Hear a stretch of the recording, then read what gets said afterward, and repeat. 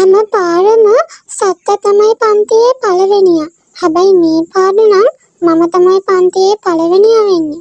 සත්‍යට මොනා හරි කරන්න ඕනේ. මගේ ඔළුවට මුකුත්ම මතක් වෙන්නේ නෑනේ. ඔයාවත් කියන්නකෝ. මොකද කරන්නේ? මම මේ පාර පන්තියේ පළවෙනියා වෙනවමයි. මේ තමයි සත්‍ය. සත්‍ය තමයි හැම පාරම පන්තියේ පළවෙනියා උනේ. සත්‍ය හැම විෂයකටම ගොඩාක් දක්ෂයි. සත්‍යට හැම ටීචර් කෙනෙක්ම ගොඩාක් ආදරේ. සත්‍ය හරිම හොඳ ළමයෙක්. ඒ වගේම හැම ටීචර් කෙනෙක්ම සත්‍යට උදේ රැස්වීමේදී කතා කරන්න දුන්නා. ඔන්න ඉතින් සත්‍ය උදේම ඇහැරිලා ඉස්කෝලේ යන්න ලෑස්ති වෙලා ඉක්මනින් කෑම කාලා ඉස්කෝලේ ගියා.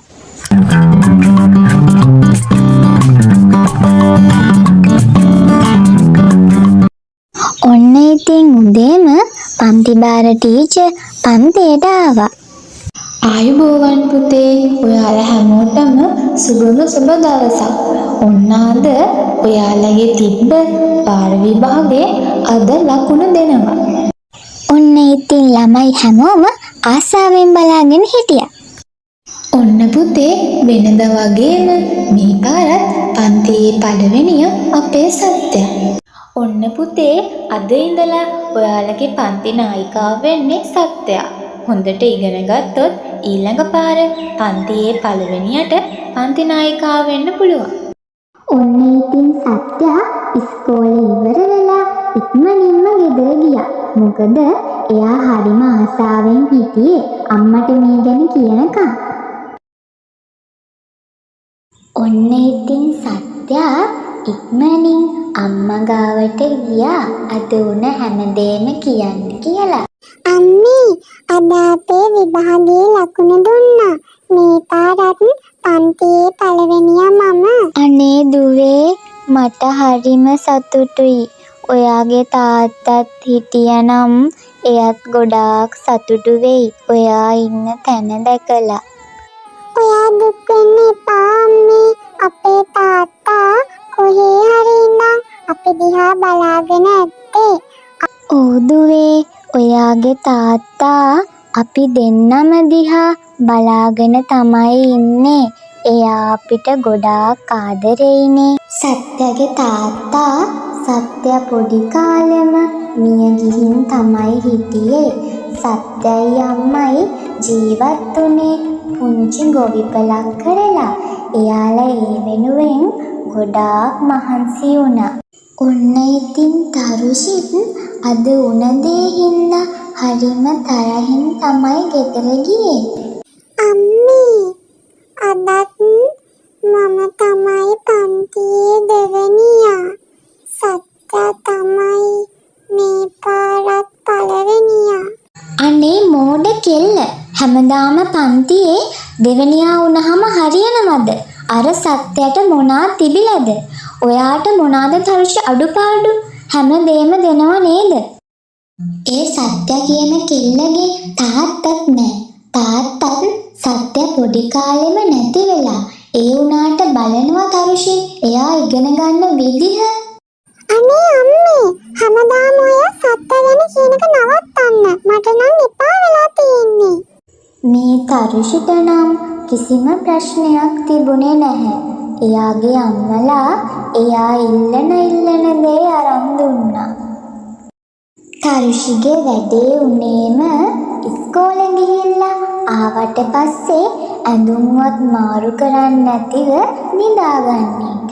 අනේ ළමයෝ, දැන් ඔය ඇති නැගිටින්න. ඇඳුම්වත් මාරු කරලා නෑනේ. මේ ළමයා නම් අනේ මන්දා. ඉතින් සත්‍ය උදේ පාන්දරම ඇහැරිලා ලස්සනට ඇඳුමක් ඇඳගෙන ඉස්කෝලේ යන්න ලැහැත්ති වුණා. සත්‍යට එකපාරම ලොකු බඩේ අමාරුවක් ආවා. අනේ අයියෝ අම්මා මගේ බඩ හොඳටම රිදෙනවා. අම්මා එන්නකෝ. අම්මේ, මගේ බඩ රිදෙනවා. ඔන්න ඉතින් සත්‍යගේ අම්මත් සත්‍ය කෑ ගහපු නිසා මොකද බලන්න, සත්‍යගේ කාමරේට ඉක්මනින් ආවා.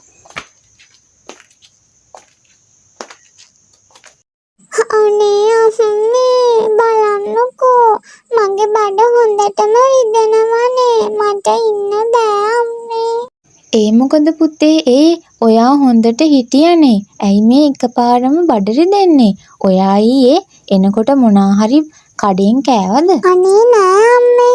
මම කඩෙන් මුකුත්ම කෑවේ නෑනේ. මම ඊයේ ගෙදර ඇවිත් විතරයි බත් කෑවේ. මම කඩෙන් මුකුත්ම කෑවේ නෑ අම්මේ. හරි. එහෙනම් අද ගෙදර ඉඳලා බඩේ අමාරුව හොඳ වුණාම යන්නකෝ දුව ඉස්කෝලේට. ඒ වුණාට මට අද ඉන්න වෙන්නේ නෑ අම්මේ. බඩ රිදුනත් මට අද යන්න වෙනවා. අද ඉංග්‍රීසි ප්‍රසන්ටේෂන් එකක් තියෙනවා. මම තමයි ඒකට කතා කරන්නේ. ඔන්න ඉතින් සත්‍යා ඉක්මනින් කෑම කාලා ඉස්කෝලේ යන්න ගියා.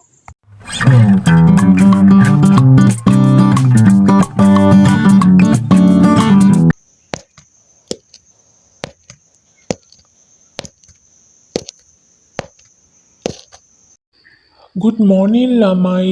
Good morning sir.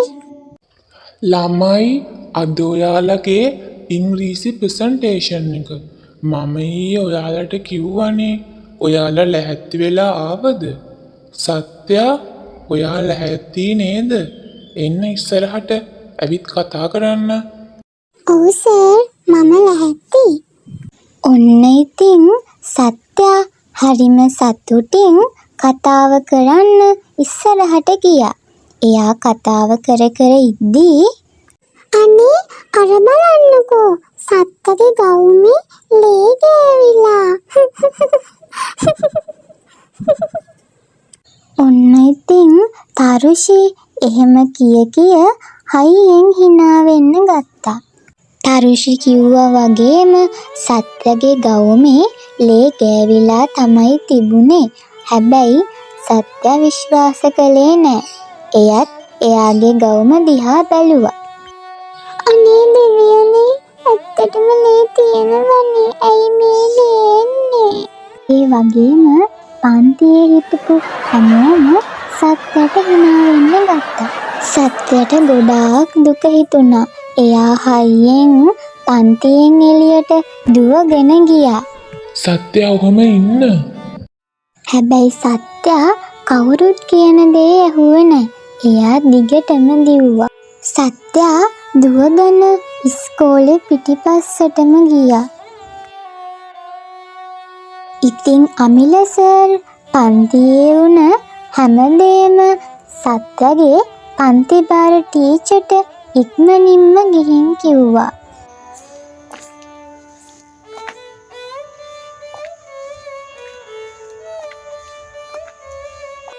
පන්ති බාර ටීචර් ඉක්මනින්ම ඉස්කෝලේ පිටිපස්සට ගියා. අනේ මම දැන් මොකද කරන්නේ? ඇයි මගේ මේ ගවුමේ ලේ තියෙන්නේ? මම හොඳට හිටියානේ. අනේ මොකද මං කරන්නේ? පුතේ සත්‍යා ඇයි ඔයා මේ අඬන්නේ?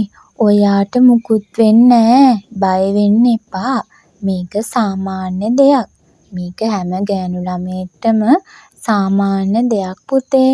ඒ නිසා ඔයා බය වෙන්න එපා.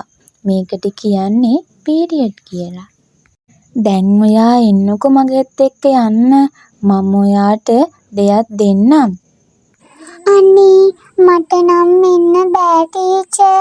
ළමයි හැමෝම පන්තියේදී මට හයියෙන් hina වුණා. මට ආයේ පන්තියට යන්න බෑ ටීචර්.